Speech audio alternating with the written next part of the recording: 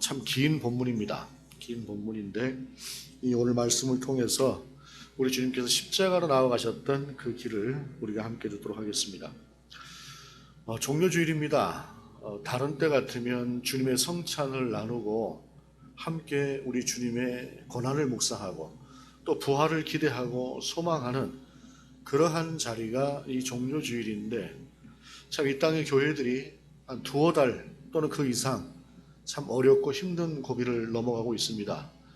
그럼에도 불구하고 또 이 사정을 알지 못하는 사람들은 또 몇 교회에 함께 하지 못하는 그러한 모습들을 통해서 전체 기독교를 폄하하고 또 하는 그러한 모습들을 볼 때에 한편으로는 좀 안타깝다 하는 생각도 들고, 또 알지 못하는 사람들이 그럴 수밖에 없겠다 하는 생각도 드는 그러한 중에 오늘 종료주일을 맞이하여 우리가 함께 예배를 드릴 수 있다는 것 자체가 참 감사한 일입니다.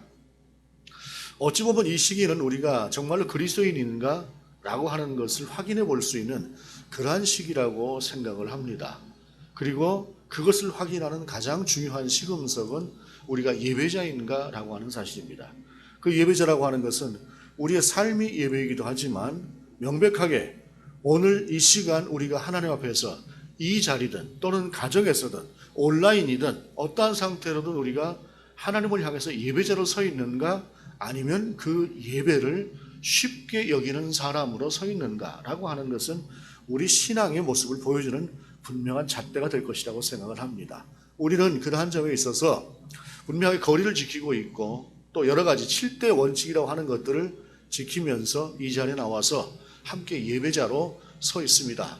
우리의 마음은 바로 그 예수 그리스도로 말미암은 그러한 신앙인으로서의 삶을 하나님 앞에서 분명하게 표현하고 있는, 의무를 다하고 있는 그러한 모습이다라고 생각을 합니다. 본문의 말씀입니다. 예수께서 총독 앞에 섰음에 총독이 물어 이르되 내가 유대인의 왕이냐? 예수께서 대답하시되 내 말이 옳도다 하시고, 내 말이 옳도다라고 하는 이 말은 헬라어로 슈레게이스라고 하는 말인데요. 이게 번역이 참 애매해요. 내 말이 옳도다 하면은 네 말이 맞다 라고 하는 말처럼 우리가 들릴 수 있으나 또 다른 번역들을 보게 되면 또 다르게 번역을 하고 있어요. 여러 가지로, 예를 들어서 새 번역은 당신이 그렇게 말하고 있어, 또 공동 번역은 그것은 네 말이다, 그리고 쉬운 성경은 그대가 그렇게 말했어 라고 하면서 참 이게 어떤 의미인가 라고 하는 것이 쉽지 않게, 이해되기 쉽지 않게 이런저런 번역들을 해놓은 것을 보면 내 말이 옳다라고 하는 이 말이 단순하게 네 말이 맞다라고 하는 말은 아니다라고 하는 것을 우리가 이해할 수가 있어요. 왜 주님께서 이것은 네 말이 맞도다라고 말씀하신 이 말씀이 또 다른 번역에서는 이렇게 번역이 되어 있을까라고 하는 것은 말 그대로는 네 말이 맞다라고 하는 그러한 말이기는 해요. 그러나 이 안에는 어떤 의미가 있냐면은 네가 유대인의 왕이냐라고 이야기를 할 때에 내가 만왕의 왕으로 왔으니 유대인의 왕도 맞다라고 하는 의미로 이해를 하면 돼요. 무엇이냐면 우리 주님께서 분명히 세상을 통치하시는 만왕의 왕이시죠. 열방의 왕이십니다. 그 열방의 왕이시기 때문에 유대인의 왕이기도 해요. 그러나 그 말이 네가 유대인의 왕이냐라고 했을 때 유대인의 왕이기도 하다. 그러나 나는 열방의 왕이고, 그리고 바리새인이나 서기관이나 특별히 오늘 나를 이렇게 고소하고 있는 대제사장과 장로들이 생각하고 고발하고 있는 의미에, 그리고 네가 이해하고 있는 의미에서의 유대인의 왕은 아니다라고 하는 거예요. 정치적인 왕이 아니라 영적인 왕, 세상을 통치하는 통치자로서 모든 만물을 창조하신 네가 이해할 수 없는 그 세계의 왕이다 라고 하는 말씀이 내 말이 옳도다 라고 하는 이 의미 속에 담겨져 있는 말이에요. 그래서 말이라고 하는 것이 비록 어떻게 들으면 이 말이 그저 단순하게 긍정하고 있는 말씀처럼 들릴 수 있으나 그 안에는 참 깊은 의미가 들어있어요. 사람과 사람 사이의 말도 그렇습니다. 단순하게 우리가 대답을 하는 것이 예 또는 아니요 하는 것 같으나 예라고 하는 그 말의 억양 속에도 정말로 긍정하는 것인지 아닌지라고 하는 뜻이 담겨 있는 것처럼 우리 주님은 내 말이 옳도다라고 하는 말 속에서 이와 같은 의미로 말씀을 하셨다라고 하는 것이에요. 그러고 나서 이 총독이 바보가 아닌 다음에야 이 대제사장과 장로들이 왜 예수님을 이렇게 고발을 해서 이렇게 끌고 왔는가라고 하는 그 상황을 알잖아요. 18절에도 보게 되면 이는 그가 그들의 시기로 예수를 넘겨준 줄 알미더라. 그러니까 대제사장과 장로들이 단순하게 예수님을 시기하는 마음으로, 좀 더 쉽게 얘기하면 정치적인 정적으로 생각하고 고소를 해서 예수님을 헤아려 한다고 하는 사실을 빌라도도 알았다는 말이죠. 그래서 빌라도가 이 사실을 알고 나니까 예수님을 고소를 한 그들을 향해서 말하자면 오늘날의 특사라고 하는 게 있지 않습니까? 대통령, 최고의 권한을 가진 대통령은 비록 큰 죄를 지은 사람이라고 할지라도 그 사람의 죄를 사면해 줄 수 있는 권한이 있어요. 그래서 가끔 보게 되면 8.15 특사, 무슨 특사 해서 죄를 짓고 감옥에 가 있는 사람들을 이렇게 꺼내주기도 하는데, 마찬가지로 지금 현재 행정적으로 이스라엘의 최고 통치자인 빌라도의 권한, 총독의 권한으로 명절이 되고 나면 한 사람을 풀어줄 수 있는 권한이 있단 말이에요. 그래서 이렇게 제안을 해요. 그들이 모였을 때 빌라도가 물어 이르되 너희는 내가 누구를 너희에게 놓아주기를 원하느냐? 바라바냐? 그리스도라 하는 예수냐? 아마 빌라도가 보기에는 이 바라바라고 하는 죄수가 굉장히 큰 죄를 지었던 사람이라고 생각을 했기 때문에 설마하니 바라바를 앞에 꺼내놓고 바라바를 놓아줄 것이냐, 너희가 고소한 예수를 놓아줄 것이냐 하게 되면 그래도 예수를 놓아줄 것이다, 예수를 놓아달라라고 할 것이라고 생각을 하고 그렇게 꺼내놓은 거예요. 그런데 20절에 보게 되면 대제사장들과 장로들이 무리를 권하여 바라바를 달라 하게 하고 예수를 죽이자 하게 하였더니, 그러니까 이렇게 딱 정치적으로 빌라도가 예수 그리스도와 바라바를 딱 내어놓고 누구를 놓아주랴 하니까 일순 군중들이 그렇다고 아무리 그 예수를 지금 데려와서 고소 고발을 하고 있으나 저 흉악한 바라바를 놔달라고 할 수는 없는 것 아닌가 하는 생각을 일순 군중들이 가졌던 거예요. 그러고 나니까 분위기가 그런 쪽으로 딱 흘러가는 것 같으니까 대제사장과 장로들이 군중들을 회유하기 시작을 하는 거죠. 회유해서 예수를 십자가에 못 박고 빌라도를 놓아달라고 해라 라고 그 속에서 군중들을 회유했다라고 하는 것입니다. 그러고 나서 바라바를 놓아주소서라고 빌라도에게 요구를 해요. 그러니 결국은 그 빌라도의 입장에서는 그들이 놓아달라는 대로 자기가 제안을 했으니 바라바를 놓아줄 수밖에 없는 그런 상황인 것이죠. 22절에 이렇게 말씀하고 있어요. 그러면서 빌라도가 이르되 그러면 그리스도라 하는 예수를 내가 어떻게 하랴? 그들이 이르되 십자가에 못 박혀야 하겠나이다 라고 하면서 모든 군중이 일어나서 함께 힘으로, 세력의 힘으로 밀어붙이는 것이 오늘 본문의 상황이다 라고 하는 것입니다. 참 우리는 이 속에서 대제사장과 장로들, 그리고 그 장로들에게 따라가고 있는 군중들, 그리고 이 빌라도, 이 세 무리의 모습을 통해서 어찌 보게 되면 이 세대 가운데도 있을지 모르는 그런 부류들을 생각해 볼 수가 있어요. 대제사장과 장로들은 예수님에 대해서 그들이 신앙적으로 생각해 본 적이 한 번도 없는 사람들입니다. 그저 이 사람들은 자기들의 이익에 반하느냐 아니면 자기들의 이익이 될 수 있느냐라고 하는 것으로만 모든 것을 판단을 했어요. 거기에 있어서 예수님은 자신들의 입지와 자신들의 이익에 반대되는 그러한 사람이었기 때문에 그들은 예수님을 제거하려고만 했던 것이죠. 신앙적으로 그 예수님이 올바른 메시아인가 또는 올바른 선지자인가 라고 하는 것들은 애시당초 그들에게 고려의 대상이 되지 않았다는 말입니다. 그들은 종교인이었으나 결코 신앙인은 아니었다라고 하는 사실이죠. 여러분, 종교인과 신앙인은 분명히 다릅니다. 종교인은 그저 교회 나가서 어떻게 하다 보면 뭐가 좀 잘 되지 않을까, 또는 그 단체를 통해서 뭔가 유익이 있지 않을까 라고 하는 생각을 하고 나오는 것이 종교인이라고 한다면, 신앙인은 우리를 위해서 십자가를 달려 죽으신 그 예수 그리스도로 말미암아 내가 하나님 앞에 당연히 예배자로 서야 하고, 나는 당연히 하나님 앞에 찬양과 경배를 드려야 되는 사람, 그리고 나의 삶은 하나님 앞에 예배자로서의 삶을 살아야 되는 그러한 삶이라고 하는 것을 알고 살아가는 사람이 신앙인입니다. 우리는 신앙인입니다. 분명히. 우리는 단순한 종교인이 아니다라는 말입니다. 그러나 이 종교 지도자들, 대제사장과 장로들은 결코 신앙인이 아닌 그저 종교 지도자에 불과했고 종교인에 불과했다는 말입니다. 그 다음에 무리들이 있습니다. 이 사람들은 소수의 대제사장과 장로들에 비해서 훨씬 더 많은 수의 사람들입니다. 어찌 보면 생각이 없는 사람들이죠. 옳고 그름이라고 하는 것을 분명하게 분별할 줄 모르고 분위기를 따라서 달려가는 사람들입니다. 이들이 25절에 보게 되면 뭐라고 이야기를 합니까? 백성이 다 대답하여 이르되 그 피를 우리와 우리 자손에게 돌릴지어다 하거늘. 빌라도가 볼 때 이거 분명히 무죄한 피해요. 예수를 죽인다고 하는 것은. 그렇기 때문에 나는 손을 씻으면서 나는 이 판결에 대해서 상관이 없다. 그 모든 죄는 니들이 나중에 받아라 라고 손을 씻었어요. 그랬더니 그의 피를 우리와 우리 자손에게 돌리소서라고 이야기를 하는 거예요. 이 얼마나 무지한 말인지 40년이 채 안 돼서 이 말이 현실이 되어버리지 않습니까?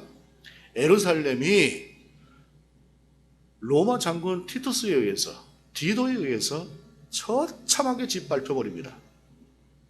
철저하게 짓밟혀버려요. 잔인하게 그 모두를 진압해버립니다. 지금도 로마에 가면 티투스의 개선문이라고 하는 그 개선문이 아주 자랑스럽게 세워져 있습니다. 물론 한쪽이 좀 상하기도 하고 했지만 그 2000년 전에 예루살렘을 정복하고 잔인하게 짓밟고 돌아온 티투스는 로마로 돌아오면서 그 개선문으로 들어왔다 이 말이에요. 이것이 역사적으로 현실적인 자료로 남아 있어요. 그 피를 우리와 우리 자손에게 돌리소서. 이들이 알고 그랬을까요? 모르고 그랬을 것입니다.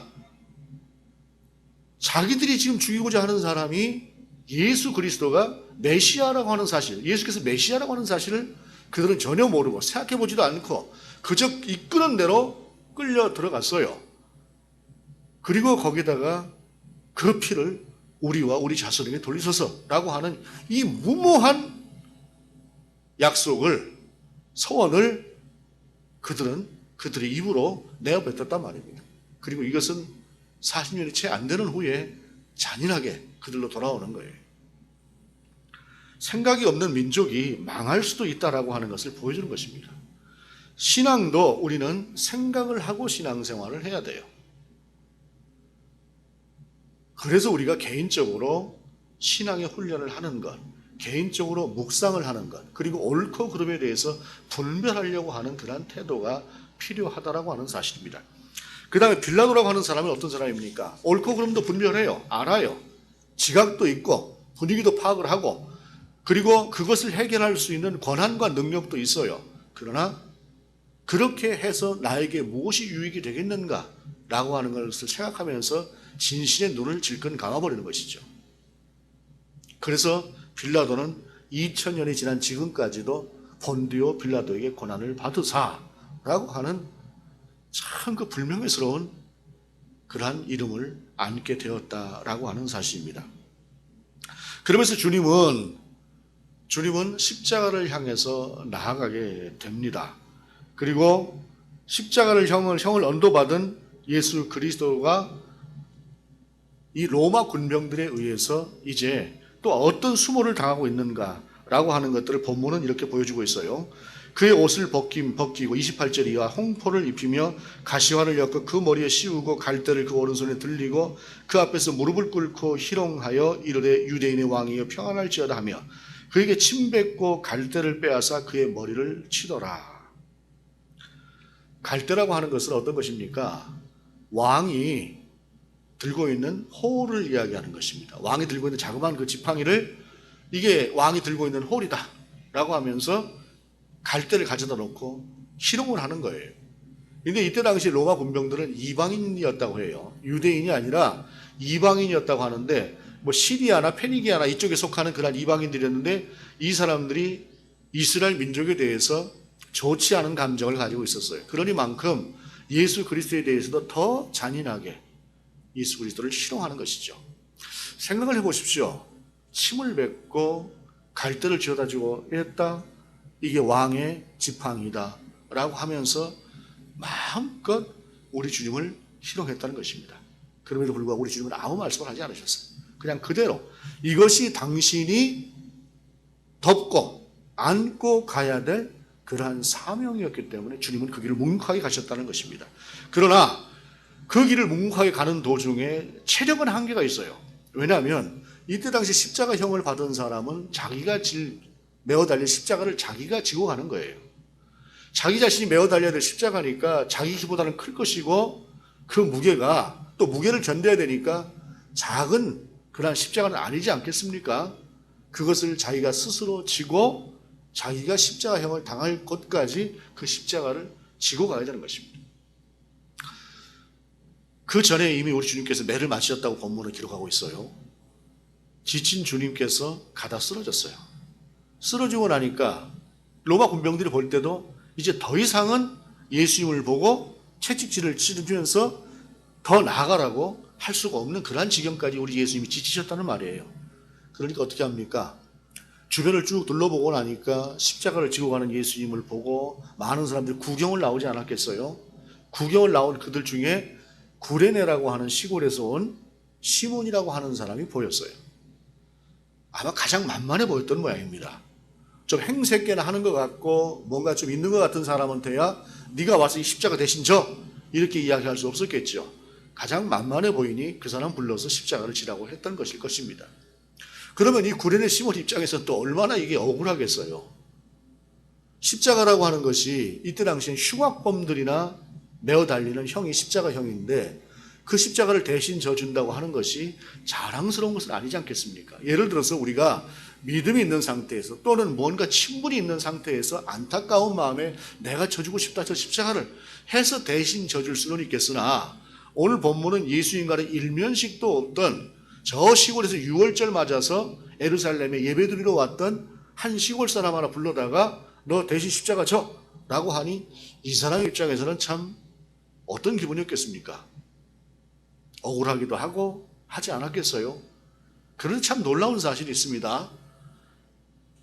이 사람은 분명히 자원해서 십자가를 지진 않았을 거예요. 억지로 십자가를 졌을 것이고 그것이 억울하기도 했을 것이나 그러나 이 십자가를 억지로라도 진 이 사람에게 베푸신 하나님의 은혜는 참 큽니다. 요한복음은 이렇게 이야기를 하고 있어요. 마가복음 15장 21절은 마침 알렉산더와 루포의 아버지인 구레네 사람 시몬이 시골로부터 와서 지나가는데 그들이 그를 억지로 같이 가게 하여 예수의 십자가를 지우고, 마가복음에서는 구레네 시몬이 아니라 알렉산더와 루포의 아버지다라고 이야기를 하고 있어요. 이 이야기는 무엇입니까? 처음에 예수님의 십자가를 졌을 때에 그저 그 사람은 구레네에서 온 무명한 사람이었어요. 그런데 이 마가복음이 기록될 만한 그러한 시기, 수십 년이 지난 시기에 이 사람은 누구의 아버지인가까지도 알려질 만큼 유명한 사람이 되어 있었다는 말이에요. 그 유명함을 이렇게 또 로마서는 기록하고 있어요. 로마서 16장 13절 주 안에서 택하심을 입은 루포와, 알렉산더 루포에서 루포예요. 루포와 그의 어머니에게 문안하라. 그의 어머니는 곧 내 어머니니라 라고 하면서 그 위대한 사도 바울이 말하자면 지금 시몬의 아내지요. 구레네에서 온 시몬의 아내를 보고 그의 어머니는 내 어머니다라고 하면서 그를 높이고 있어요. 이 이야기는 뭐냐면 구레네 시몬은 비록 억지로 십자가를 졌으나 지기 싫은 것을 모욕적으로 졌을지 모르나 그러나 그가 잠깐 보탠 예수 그리스도의 짐, 대신 잠깐 진 그 예수 그리스도의 짐은 이렇게 크고 놀라운 영적인 복으로 그에게 임했다라고 하는 사실입니다. 여러분, 십자가를 두려워하지 마시기 바랍니다. 십자가라고 하는 것은 내가 잘못해서 당하는 것을 보고 십자가라고 하지 않습니다. 나는 지지 않아도 되나 예수 그리스도로 말미암아 내가 져야 되는 짐을 십자가라고 하는 것입니다. 여러분, 구레네 시몬이 잠깐 졌던, 그것도 억지로 졌던 그 십자가를 통해서 그에게 베풀어졌던 이 은혜를 여러분 기억하시기 바랍니다. 십자가를 결코 가볍게 여기지 말고 굳이 그것을 벗어나려고 하지 말고 굳이 내가 십자가를 져야 될 때면 감사함으로 지시기 바랍니다. 그것이 우리 하나님의 마음을 잡는 비결이 된다라고 하는 것을 기억하시기 바랍니다. 그렇게 해서 우리 주님은 십자가에 달리셨습니다. 이 35절에 그들이 예수를 십자가에 못 박은 후에 그곳을 제비 뽑아 나누고 라고 말씀하고 있어요. 이 말씀이 무엇입니까? 예수님 입으셨던 그 옷을 군병들이 벗겨서 서로 나눠 가졌다는 것을 이야기해요. 왜 그럴까요? 여러분, 요즘 같은 경우에 누가 입었던 헌옷 그거 내가 입겠다고 할 사람 없을 겁니다. 아주 좋은 옷이나 내면 모를까, 꽤나 괜찮은 옷이나 내면 모를까, 대부분 사람들은 누가 입었던 옷이라고 할 때 그 옷을 달라고 할 사람은 없어요. 더군다나 지금 채찍에 맞아서 우리 주님은 온 몸이 지금 어떻게 되어 있을까요? 옷도 찢어져 있고 할 텐데 그 옷도 서로 나눠 가질 만큼 당신은 핍절했던 시대입니다. 그런데 중요한 것은 요한복음을 보게 되면 속옷까지도 다 벗겨냈어요. 즉 무슨 말씀이냐?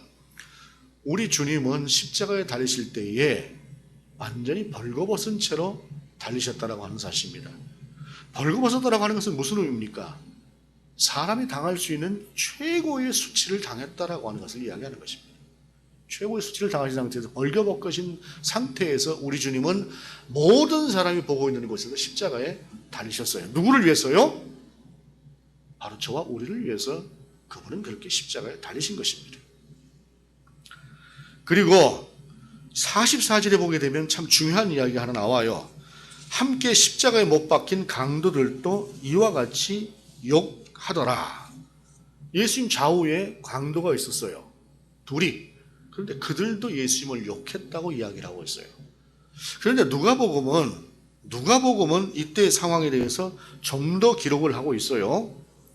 누가복음 23장 42절에 이르되 예수여 당신의 나라에 임하실 때 나를 기억하소서. 강도 중에 한 사람이 돌이켜 회개했던 거예요. 무엇 때문일까요? 34절, 누가복음 23장 34절에 이런 말씀입니다. 이런 말씀이 있습니다. 이에 예수께서 이르시되 아버지 저들을 사하여 주옵소서. 자기들이 하는 것을 알지 못함이니이다 하시더라. 잔인한 군병들 아닙니까? 갈대를 가져다가 툭툭 치고 그리고 침을 뱉고 네가 유대인의 왕이야? 네가 유대인의 왕이라며 얼마나 야비하게 예수님을 희롱했을까요? 그럼에도 불구하고 우리 주님은 그들을 용서해달라고 기도했다는 말씀입니다. 용서해달라고 기도했어요. 아마도 옆에 있었던 강도가 이 말을 들었을 것 같습니다. 그리고 그 안에서 성령이 주시는 어떤 하나의 은혜가 분명히 있었겠죠. 그러면서 당신의 나라에 임하실 때에 저를 기억해 주십시오 라고 그가 예수님을 향해서 청원을 하게 됩니다. 우리 주님 말씀하시죠. 내가 오늘 나와 함께 낙원에 있을 것이다. 여러분, 비방할 수 있습니다. 비록 십자가에 똑같이 달려있는 상태이지만 인간이라고 하는 존재는 그만큼 악한 면이 있어서 같이 십자가에 달리고 나서도 같이 욕할 수 있어요.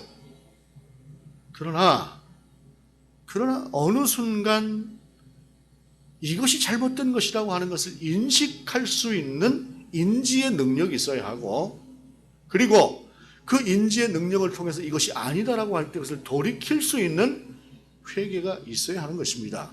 똑같이 양쪽의 강도가 예수님의 소리를 들었습니다. 저들을 용서해 주십시오. 이 이야기를 들었을 때 한 강도는 저럴 수 있구나 라고 하는 걸 생각하면서 저분이 메시아라고 했지? 그러면서 예수님을 향해서 당신이 메시아이십니까? 그렇다고 한다면 저를 기억해 주십시오 라고 하는 겸손함으로, 돌이킴으로 예수님을 향해서 청원을 했다고 한다면, 한 강도는 여전히 자기의 마음을 굳게 하고 그 주님과 마음을 닫고 그대로 십자가에서 달려 죽은 거예요. 어찌 보게 되면 두 사람에게 있어서는 마지막으로 주어진 일생일대의 기회였을 것이나, 그들이 결코 무엇인가를 잘한 것이 아니라 정말로 악한 물이 되었을 것이나, 그러나 그들에게 주어진 그 마지막 기회를 한 사람은 얻었고 한 사람은 차버렸다라고 하는 말씀입니다. 지나가는 사람들 야비하게 욕하지요? 자기하고 뭔 상관이 있다고 욕을 했을까요? 장로들, 대제장들, 희롱하면서 네가 하나님의 아들이니까 내려와 봐라. 얼마나 인간이 잔인합니까? 십자가에 못 박으라 하고 나면 그냥 가버리고 말 일이지. 와서 쳐다보고 끝까지 희롱하는 것이 이 약한 인간의 본성이에요. 강도들까지도. 그러나 그 마지막 한순간에 돌이킨 한 강도는 구원을 받을 수 있었다고 하는 사실입니다. 우리가 하나님 앞에서 어떤 사람들일까요? 얼마나 칭찬받을 만한 그런 사람들일까요? 중요한 것은 우리는 하나님을 바라보고 순간마다 돌이킬 줄 아는 사람이어야 한다는 것입니다. 그리고 그것이 우리가 하나님의 백성이라고 하는 증거라고 하는 사실입니다. 그렇게 해서 주님은 마침내 12시부터 3시까지 온 땅에 어둠이 쫙 갈린 상태에서 잠잠한 가운데 있다가 마지막에 3시쯤 되었을 때에 엘리 엘리 라마 사박다니 라고 하는 그 유명한 마지막 외침을 외치고 돌아가십니다. 엘리 엘리 라마 사박다니가 무슨 말씀입니까? 나의 하나님 어찌하여 나를 버리셨나이까? 이 말씀은 한편으로 생각해 볼 때 우리 주님이 얼마나 힘드셨으면 나를 버리셨나이까? 라고 했겠습니까? 그러나 또 한편으로 생각해 보게 되면 지금까지 인류를 위해서 십자가로 묵묵히 나오신 그 주님께서 하실 말씀은 아니지 않을까? 왜 나를 버리셨습니까? 라고 하는 말이 주님의 입에서 나올 말씀은 아니지 않을까? 라고 생각해 볼 수 있어요. 그러면 왜 우리 주님은 엘리 엘리 라마 사박다니 나의 하나님 어찌하여 나를 버리셨나이까? 왜 나를 버렸느냐고 우리 하나님 앞에 외쳤을까요? 이것은 그 질문을 이제 곧 돌아가시는 우리 주님께서 십자가에 함께 그 질문까지 십자가에 못 박은 것입니다. 내가 온 인류를 대신해서 정말로 온 인류가 살아가면서 한 번쯤은 왜 하나님이 나를 버리셨을까라고 하는 생각을 한 번쯤은 하는 그런 세상을 살아가고 있지 않을까요? 왜 하나님께서 나에게라고 하는 그러한 어찌 보기든 마음속에서 분노를 담은 아픔을 담은 절망을 담은 그러한 항변을 한 번쯤 하나님 앞에서 해볼 수 있지 않았을까요? 그래서 우리 주님은 십자가에 그 질문까지도 십자가에 다루신 것입니다. 그리고 죽으셨습니다. 그리고 그 해답이 나오기 시작을 합니다. 성소의 휘장이 위에서부터 아래로 쭉 찢어지면서 대제사장이 아니면 누구도 들어갈 수 없었던 그 길이 열렸습니다. 온 인류가 이제는 그 주 예수 그리스도의 이름을 힘입으면 대제사장이 아니라고 할지라도 제사장이 아니라고 할지라도 누구든 하나님 앞에 나아갈 수 있는 권한을 획득한 하나님의 자녀가 될 수 있는 그 기회가 온 인류 가운데 열렸다고 하는 사실입니다. 그리고 자던 자들이 일어나기 시작을 했습니다. 부활이라고 하는 것으로 그 알 수 없는 질문, 그 알 수 없는 아픔에 대해서 그것이 왜 너에게 아픔이다라고 하는 것을 말씀하시지 않았으나 그 알 수 없는 질문까지 십자가에 못 박았을 때에 그 질문에 대한 대답으로 과정에 대한 이해는 너희가 할 수 없을지 모르겠으나 그러나 결과에 대한 것만큼은 분명히 보이나니 너희는 내 자녀가 되게 하기 위해서 너희를 부활의 은총으로 내가 끌어들이기 위해서 너에게 그 과정을 주었더라고 하는 그 대답을 우리 하나님께서 해 주셨다라고 하는 사실입니다. 그리고 그 대답을 들으라고 우리 주님은 엘리 엘리 라마 사박다니 나의 하나님 어찌하여 나를 버리셨나이까라고 하는 그 질문을 십자가에 못 박으셨다라고 하는 사실입니다. 그리고 그것은 우리가 이 세상을 살아갈 때에도 동일하게 적용되는 질문입니다. 왜냐하면 그것은 우리 주님이 대신 우리를 위해서 하신 질문이기 때문에 그렇습니다. 누군들 세상을 살면서 고통스럽지 않은 그러한 때, 고통스러운 때를 벗어나서 살 수 있을까요? 때로는 정말로 피가 마르는 것 같고 온 몸이 견딜 수가 없을 만큼의 어떤 그런 아픔과 분노 속으로 빠지는 경우도 살아가다 보면 있는 것 같습니다. 저도 없다고 할 수가 없을 것 같아요. 그러나 그때에 우리가 주 예수 그리스도 앞에서 섰을 때에 그리고 하나님을 향해서 나아갔을 때에 그 이유를 하나님이 설명은 하시지 않지만 그러나 오늘 본문을 통해서 말씀하시는 것처럼 그래도 내가 너와 함께 한다고 하는 사실. 네가 이해하지 못해도 나는 내 선함으로 너를 인도하고 있다는 사실을 우리 하나님 우리 가운데 분명히 말씀하시지 않습니까? 이것이 신앙이고 이것이 기도 아닙니까? 그리고 이것이 그리스도인 아닙니까? 우리 주님은 그것을 보여주시기 위해서 엘리엘리 라마 사박단이라고 하는 질문을 하나님 앞에 드렸고, 하나님은 예수 그리스도의 죽음을 통해서, 십자가의 죽음을 통해서 거기에 대한 답을 우리 가운데 내어주신 것이 바로 이 말씀이다라고 하는 사실입니다. 내일부터 고난주간이 시작됩니다. 우리는 과정에 대해서, 순간에 대해서 다 이해하지 못하는 그러한 삶을 살아갑니다. 평생을 통해서 우리는 이러한 대답에 대해서 분명한 대답을 받고 살아가지는 못할 것입니다. 그러나 우리가 한 가지는 분명하게 압니다. 그것이 무엇입니까? 어느 순간 우리가 우리 하나님을 만나는 날, 그 모든 것들에 대한 해답을 우리는 들을 수 있을 것이라고 하는 사실입니다. 우리는 그것을 들을 수 있는 자로 하나님 앞에 서 있다라고 하는 사실입니다. 그것이 다른 것입니다. 비록 대답을 늦게 우리가 알 수 있을지 모르나, 그러나 그것은 우리는 알 수 있는 사람이고 알지 못하는 사람들과는 구별되어 있는 사람들이라고 하는 사실입니다. 그 사실 앞에서 한순간 한순간 십자가로 나아가셨던 우리 주 예수 그리스도의 이 십자가의 길을 묵상하시면서 부활절까지 우리가 또한 한 주간을 잘 견뎌내고 잘 이겨내고 그렇게 승리할 수 있기를 바랍니다. 우리 주님이 누구를 위해서 이렇게 가셨는가? 바로 우리 주님의 역사와 나에 대한 사랑을 함께 우리가 생각하면서 우리가 좀 더 하나님과 가까워질 수 있는 그러한 고난주간의 한 주간이 될 수 있기를 원합니다. 기도하시겠습니다. 주님, 각자의 처소에서, 그리고 또 우리는 이렇게 주님의 전에서 예배자로 섰습니다.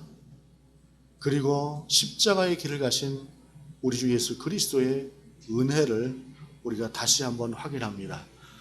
하나님, 알 수 없는 세상, 때로는 힘들고 어려운 세상, 그러한 세상을 살아갑니다.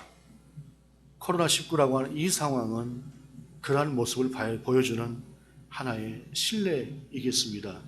주님, 그러나 우리가 잘 이겨낼 수 있도록 인도하여 주옵소서. 알 수 없으나 그럼에도 불구하고 하나님은 사랑이시고 하나님은 선하신 인도하심으로 우리를 인도하신다고 하는 그 사실 앞에서 십자가의 길을 묵묵히 이겨내신, 그리고 끝내 이뤄내신 그 주님을 묵상하며 지내는 또한 한 주간이 되게 하시옵소서. 주 예수 그리스도 이름으로 기도드립니다. 아멘.